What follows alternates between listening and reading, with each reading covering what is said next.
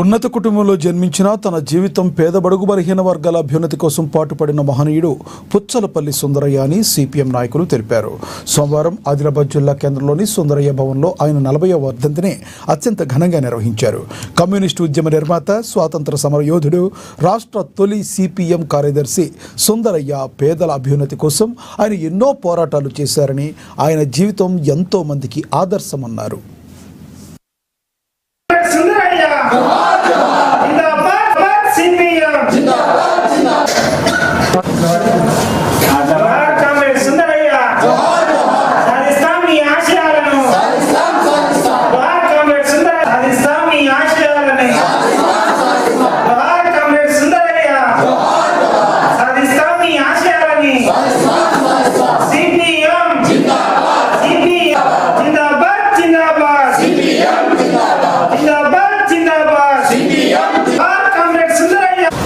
దక్షిణ భారత కమ్యూనిస్ట్ ఉద్యమ నిర్మాత, స్వాతంత్ర సమర యోధుడు, అట్లాగే సిపిఎం పార్టీ మొదటి ప్రధాన కార్యదర్శిగా పనిచేసినటువంటి కామ్రేడ్ పుచ్చలపల్లి సుందరయ్య గారి 40వ వర్ధంతి సభను ఈరోజు సిపిఎం పార్టీ ఆధ్వర్యంలో ఘనంగా నిర్వహించుకోవడం అనేది జరుగుతూ ఉంది.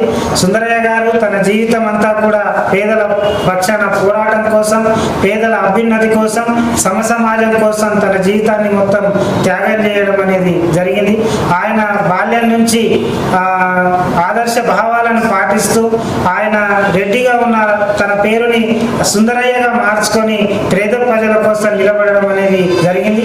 అట్లాగే ఆయన తెలంగాణ రైతాంగ సాయుధ పోరాటంలో ముందు భాగాన ఉండి ఈ తెలంగాణ రైతాంగ సాయుధ పోరాటాన్ని నడిపించిన వ్యక్తి కామ్రేడ్ పుచ్చలపల్లి సుందరయ్య.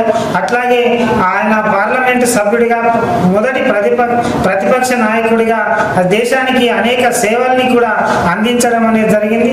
ఉత్తమ పార్లమెంటేరియన్గా ఆ రోజు నెహ్రూ ఆధ్వర్యంలో జరిగిన పార్లమెంట్ సమావేశాల్లో ఉత్తమ పార్లమెంటేరియన్ కూడా ఆయన అవార్డు దక్కించుకోవడం అనేది జరిగింది. అదే కాదు, ఈరోజు దేశంలో సామ్యవాద సోషలిజం స్థాపించాలని, పీడిత ప్రజల విముక్తి కోసం ప్రజలందరూ కూడా కలిసి పనిచేయాలని చెప్పేసి, కార్మిక వర్గాలన్నీ కూడా ఐక్యం కావాలని చెప్పేసి, పేదల అభ్యున్నతి కోసం ప్రభుత్వాలు పాటుపడాలని చెప్పేసి అనేక పోరాటాన్ని కామ్రేడ్ పుచ్చలపల్లి సుందరయ్య నిర్వహించడం అనేది జరిగింది. ఆయన ప్రజాసేవకు జీవితాన్ని మొత్తం అంకితం చేసిన మహోన్నత వ్యక్తి కామ్రేడ్ పుచ్చలపల్లి సుందరయ్య. ఇక్కడ ప్రజలకు సేవ చేయలేనని చెప్పి ఆయన కుమారుని, పిల్లల్ని కూడా వద్దనుకొని ప్రజలే నా పిల్లలుగా భావించి తన జీవితం, తన భార్య లీలాతో కలిసి తన జీవితం అంతా కూడా ప్రజలే పిల్లలుగా భావించి పోరాటాలకు నిర్వహించడం అనేది జరిగింది. ఆయన ఆదర్శాలని, ఆయన నడిపించిన బాటని సిపిఎం పార్టీ శ్రేణులంతా కలిసి నడిచి ఆయన ఆశించిన సమాజం కోసం పోరాటాన్ని నిర్వహించడం కోసం